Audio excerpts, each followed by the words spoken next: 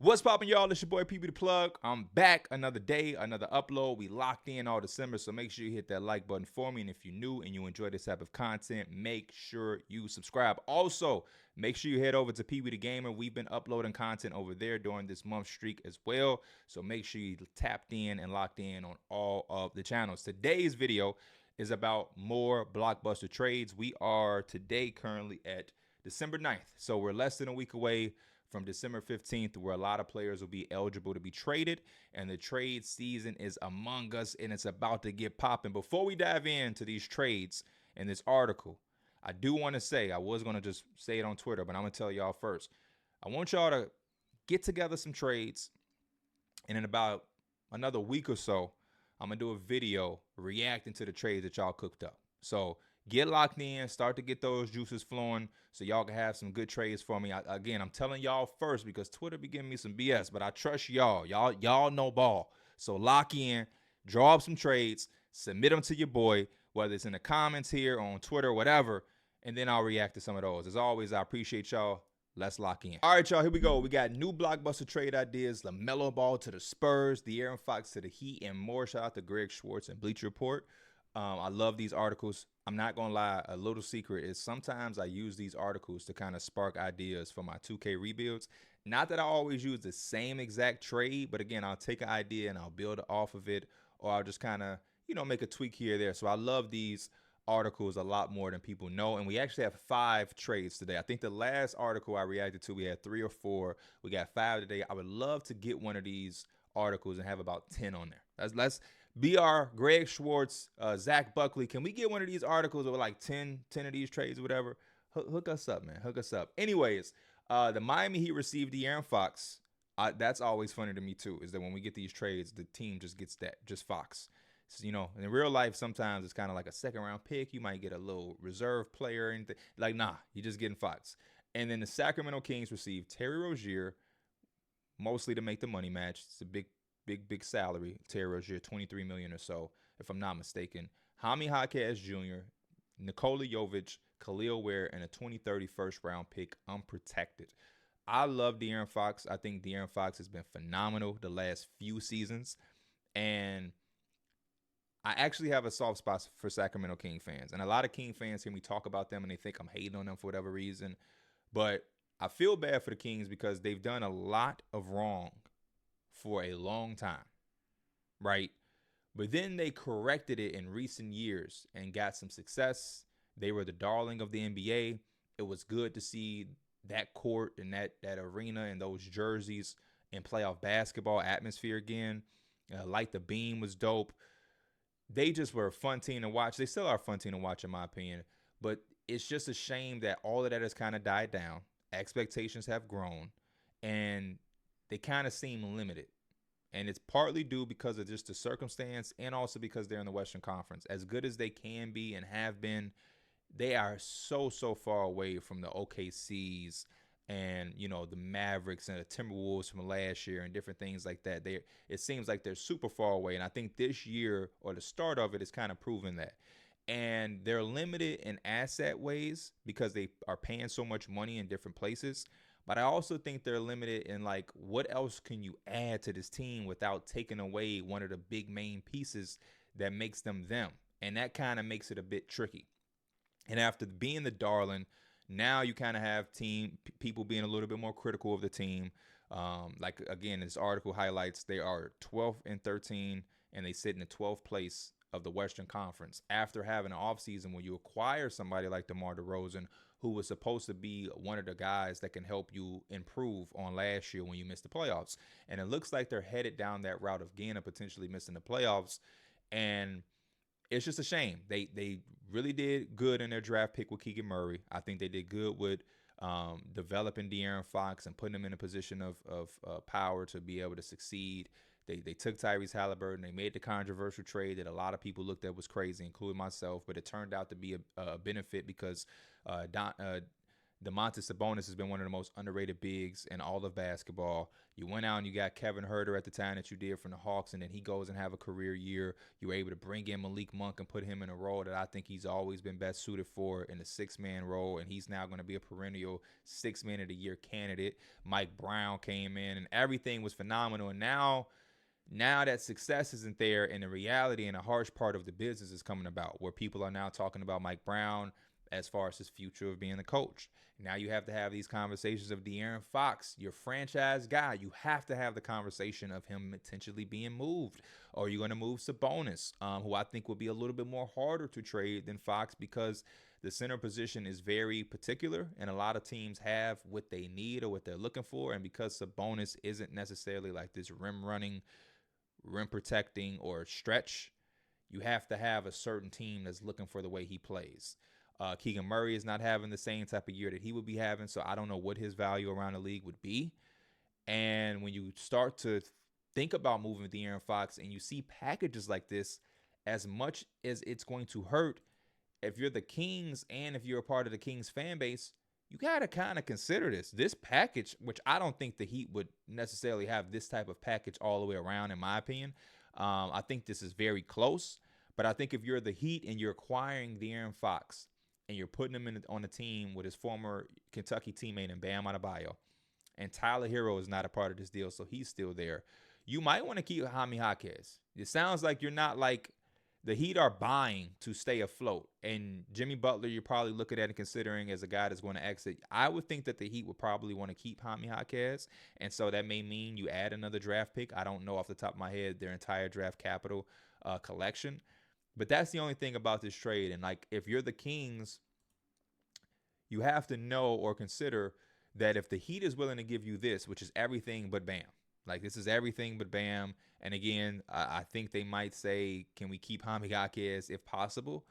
But even then, the Heat might still kind of think about this trade, because if you do this, you're not that far away from, putting together a competent team out east.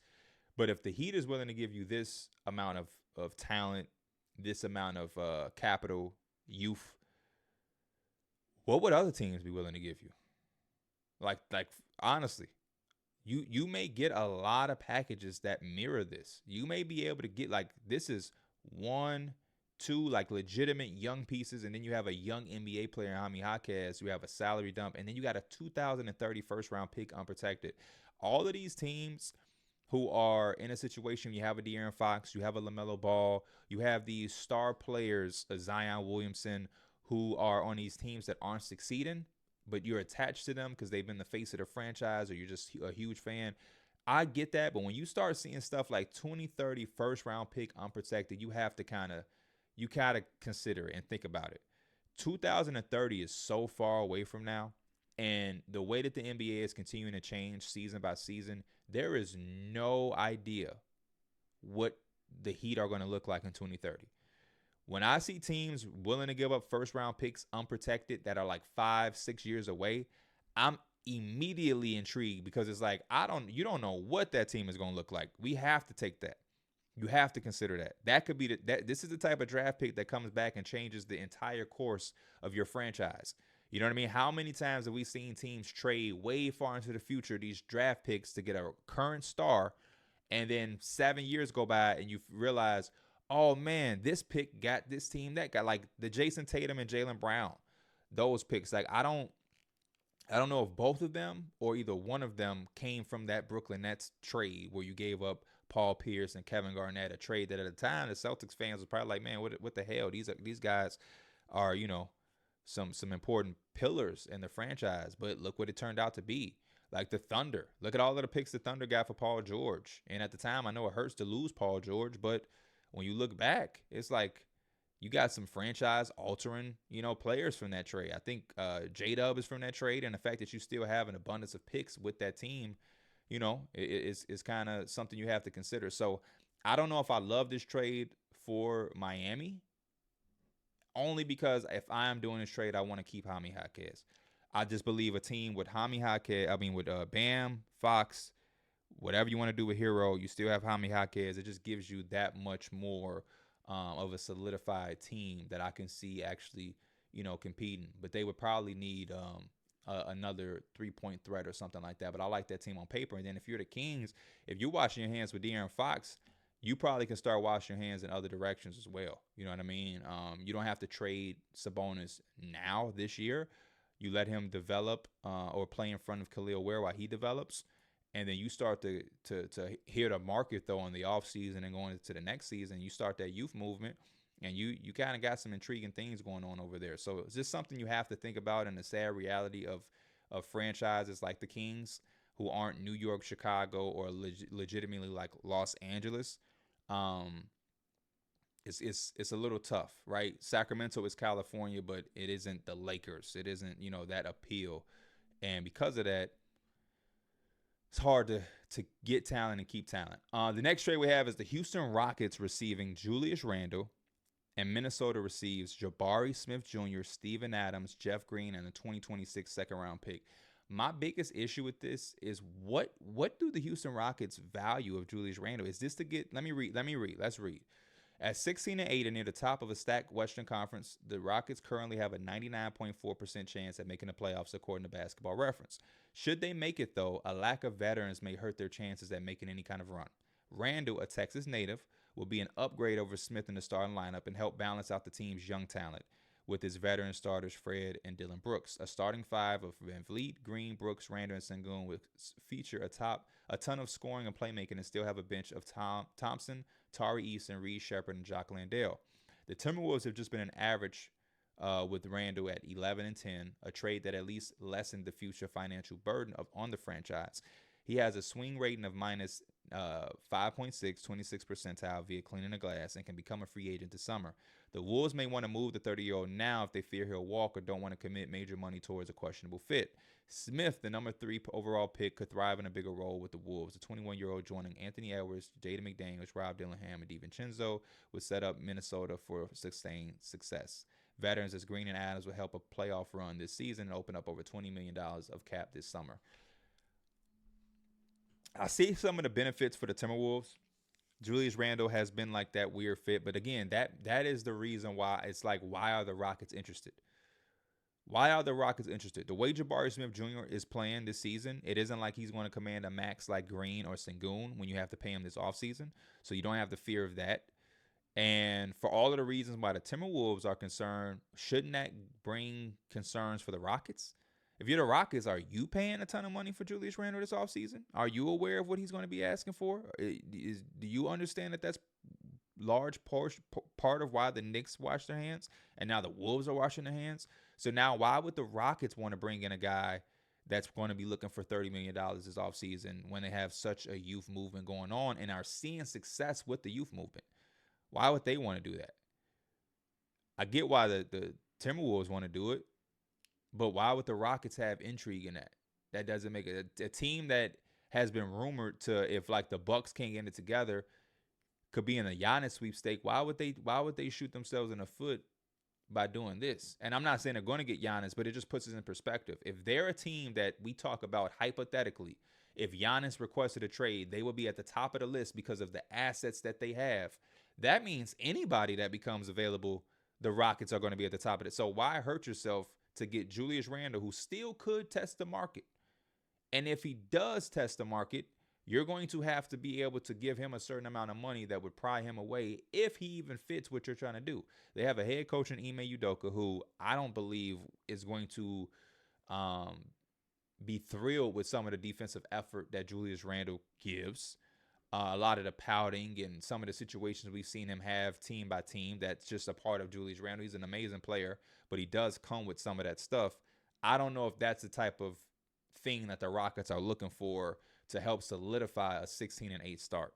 I think there's a lot better options if this is the package you're using. If you're willing to give up somebody from that core who's young, like Jabari, with 2 salaries that could give you $20 million off the books in the offseason, there has to be a better option than Julius Randle, who probably still is going to leave your team, or you're going to pigeonhole yourself by giving him $30 million.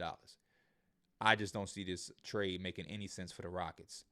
Minnesota Timberwolves, I get it 1,000%. If the Minnesota Timberwolves could put a Jabari Smith Jr. in the front court, that's like the best idea for them, right? He plays without the basketball, unlike Randle. It's a little bit more similar to Cat. He's no Karl Anthony Towns, but he's going to space the floor. He'll do what he needs to do defensively, and he'll coexist in the front court a lot better with Rudy, and also provide more spacing for Anthony Edwards to be able to navigate against certain defenses. But I don't see this trade making any sense for the Rockets at all. Lakers load up on veteran help. Lakers are probably going to be in every article that we react to this month. The Lakers received Dorian Finney-Smith. And the first trade that gives them two guys, Dorian Finney-Smith and Dennis Schroeder. And the Brooklyn Nets received D'Angelo Russell, Jalen Hood-Schifino, Cam Reddish, Christian Wood, and a 2029 first-round pick, top 5 protected. I'm jumping all over this if I'm the Nets. If I'm any team in the NBA and the Lakers call me and they're talking about 2029 or 2031, kind of like I said about the De'Aaron Fox Heat trade a while ago, I'm picking up my phone with intrigue. The Lakers, 2029, there's no telling what the Lakers will look like, and I'll give the Lakers the benefit of the doubt. They're always going to be a franchise, an organization that will have appeal to free agents because it's Los Angeles, it's the big market, it's the Lakers, it's Showtime. I'm questioning how much of an appeal that has in this current generation. My generation loved it. My generation prior to it, my dad's years, they loved it. Magic Johnson, Showtime, and always winning. This Laker team hasn't been that team. They won in 2020, and that has been about it. It's been a lot more other stuff than winning. And because this generation also has the internet to make up some of the ground for being on lower market teams, Anthony Edwards can be in Minnesota and still have one of the top basketball shoes in the game right now while being in a quote-unquote smaller market. So I'm not sure that young guys and talented players are just going to be breaking their neck to get to Los Angeles like we were used to seeing, or just in bigger markets in general. A lot of guys are showing us that you can create a stable career while making the money you want to make, having the brand you want to have, even if it's in a smaller market. I don't think Shai Gilgeous-Alexander is running out of Oklahoma City to get to LA's market. I think he's just fine, winning, building a legacy. Number 2 in MVP last year. That future of that team looks like they're going to run the NBA for a long time.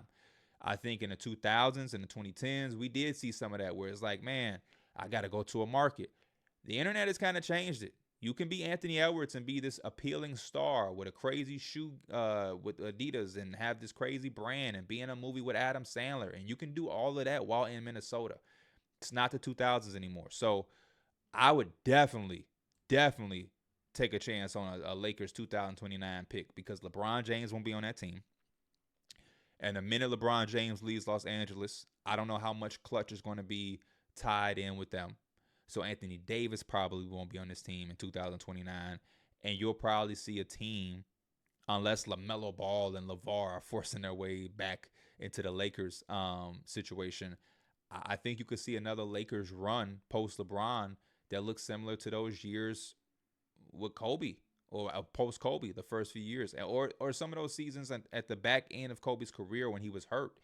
Like those seasons where you would look at the roster and you see Xavier Henry and Nick Young and Jody Meeks with old Chris Kaman or Tariq Black. Like those games where it was like, what the hell? You see some of those screenshots of the lineups the Lakers were running at that time, and you're like, what the hell? I forgot he played for the Lakers. Robert Sacre was starting for the Lakers. You might have that type of stretch for a few years at the end of the 2020s for the Lakers. So if I'm the Nets and all I got to give up is Dorian Finney-Smith and Dennis Schroeder, and that's the reality I've been talking about to Laker fans. Whereas, like, you're at the end of LeBron's career. Because you're the Lakers, you have to compete and try to win a championship. That's just a Lakers thing anyway. But then you also add the fact that you have LeBron. Rob Pelinka has to feel like he's on some sort of hot seat. If I'm a Laker fan, I'm concerned. Because in order for Pelinka to save his job, in order for them to try to give LeBron the greatest chance they can here at the final stretch of his career, they might literally stress and mortgage every single asset that they have for the future for right now. Because theoretically, Dorian Finney-Smith and Dennis Schroeder ain't really changing shit for the Lakers. They might help them win a few more games, but I don't look at this trade like, oh shit, here come the Lakers. And that would be concerning for me as a fan. I would hate to be in 2028, there's no LeBron and there's AD, hopefully. And it's like we don't have shit to get better. We building around a 34-year-old Anthony Davis. We don't have no young players because we couldn't draft and we traded all of our draft capital to get Anthony Davis. LeBron is gone. The appeal of LA doesn't hit like it used. Like that's a crazy potential situation the Lakers will be in. So if I'm the Nets, I'm with it. And if I'm the Lakers, I'm trying to make any trade I can without including this pick, man. I'm sorry. But I would be telling Brooklyn, like, hey, man, we got D'Angelo Russell off the books. Here's a Jalen Hood-Schifino. Like, I don't know what else you want. But you got to try to get creative because these last two picks that y'all have, they may be something that could save the franchise. Because if you don't have those, it's going to get nasty real quick. Zach LaVine powers the Pistons. I've been loving this idea since the start of the season, trying to figure out where Zach could go. Detroit Pistons receive Zach LaVine. The Bulls receive Isaiah Stewart, Tim Hardaway Jr., Simone Fontecchio, and a 2027 first-round pick. I really like this for the Pistons. It's disgusting for the Bulls. It's just a situation that the Bulls have kind of cornered themselves into. Zach LaVine is playing at a crazy level right now, but because of the recent history of his injuries and the portion of the contract, the amount, you're not going to be able to get, I think, the value that you really are giving away. Like when you think about what Zach LaVine is, who he is as a basketball player and what he can provide for a team and how he's been shooting the ball, you would like to walk away with a young player, a first-round pick, something. You're getting a bunch of years of Isaiah Stewart. I think he's going to have 3 years left on his deal. You get a free year of Tim Hardaway Jr., then he's off the books. I'm not sure where Fontecchio's deal is. Maybe he's off the books. And then you get, but there's nothing that changes. It just says, hey, we don't owe Zach LaVine a $40 million. But at this point, if I'm not getting some type of future first, heavily protected first, some type of young player, like if I'm the Bulls, I'd rather do this trade with the Lakers. Are the Lakers, if the Lakers are desperate enough to give a 2029 first round pick for Dennis Schroeder and who else was there? And Dorian Finney-Smith, I would have to think that they would have to be willing to do the same thing with Zach LaVine. And if I'm the Bulls, I say, hey, give me D'Lo and that last year of that contract. Hell, I'll even take Rui. I might take Jared Vanderbilt from y'all to make the money match if y'all are willing to give me the 2029 first round pick. Seriously. Because that Lakers package would be a lot better than what you're getting here, in my opinion. But from a Pistons perspective, this is oh man, this is beautiful. Zach LaVine is going to come in. I think he would complement Cade Cunningham. I think he would give them not just shooting, but legit scoring. See, what the Pistons did this offseason was they brought in a lot of shooting, right? And you have some potential scoring throughout certain stretches from Tobias Harris, but Zach LaVine is a different caliber of scorer. Zach LaVine comes on his team, and he's the best scorer on that roster, even above Cade Cunningham. Cade Cunningham is still your best player, your all-around player, who's younger than 25 still, but Zach LaVine is your best bona fide scorer at all three levels. Play with the ball, play without the ball. That's going to complement Cade Cunningham. You can even have different looks for Cade Cunningham now because you can put the ball in Zach LaVine's hands. You have a legitimate closer. And I think they would be a lot better offensively. Defensively, it's going to be some growing pains, but nothing you haven't experienced already in Detroit. So I would love to see a trade like this happen. But there's a part of me that kind of want to see Zach LaVine in somewhere better, right? You don't want to see him go from Chicago to Detroit. As good as Detroit has been playing this year, I would really like to see him on a Denver, on a Lakers. I'm trying to think on a Orlando, teams that are like in the mix for being legitimate playoff teams that could actually win a series or something. But this is still a really good trade for the Pistons. A 7-8 start for Detroit was fun, although a lack of offense has resulted in the Pistons falling to 3-7 in their last 10. Putting LaVine in the starting lineup with Cade Cunningham, Jaden Ivey, Tobias Harris, and Jalen Duren would help to power the offense to give Detroit a real shot at making the Eastern Conference playoffs. For Chicago, this is a chance to move off LaVine's 3-year, $138 million contract, which his value is likely at its highest. Hardaway is an expiring $16 million. Stewart gives them a young backup center to eventually replace Vucevic. You're not trading Stewart to replace Vucevic. Come on, man. Fontecchio is a 6'8 wing with a career mark of 37% from three. You're not trading Zach to get Stewart to be the future. Come on, man. I do like the way that Isaiah Stewart has been playing this year. So good that you have to think about that if you're the Pistons. You want Zach, but it's like, damn, we got to find a replacement for Isaiah Stewart and what he's been giving us offensively. The San Antonio Spurs. LaMelo Ball creates a new lob city with Victor Wembanyama. After Chris Paul just broke the record, y'all want to bring in somebody already?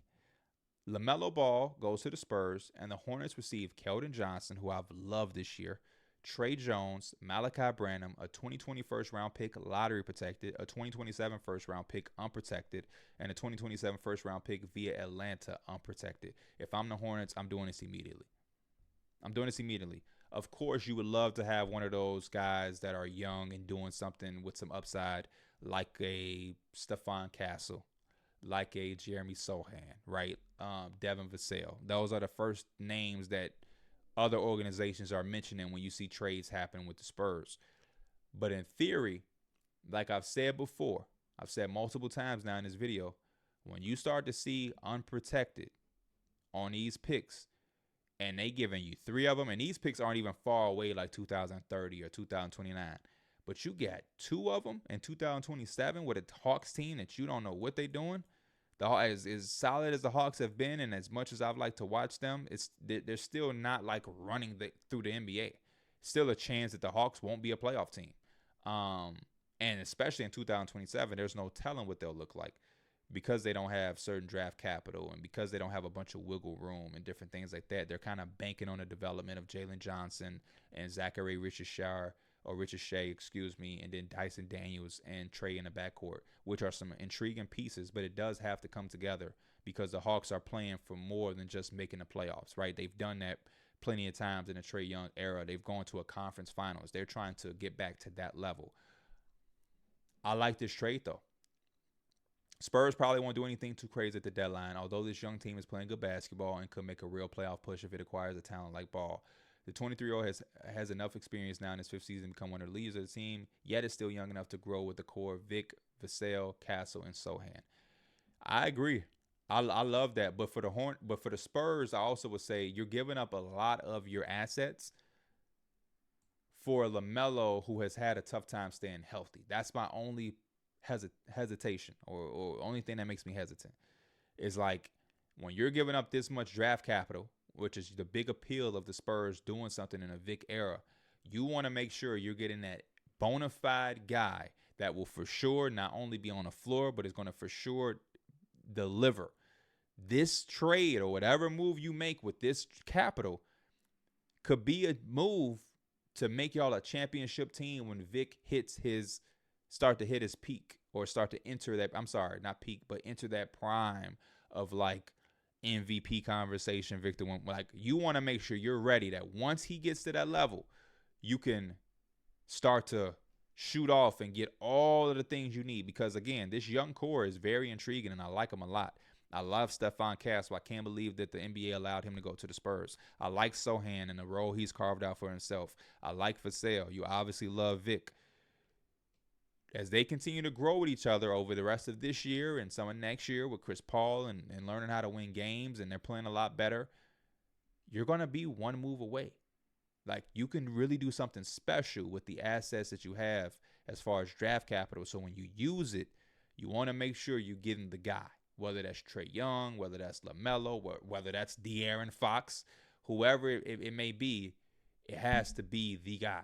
And you have to be confident in that. So y'all let me know y'all thoughts in the comments on all 5 of these trades. Like I said in the intro, make sure y'all start cooking up some trades to send to me because we're going to do that video in about a week where I react to trades made by y'all. I appreciate y'all. I love y'all. And I will see y'all tomorrow. I'm out. Peace.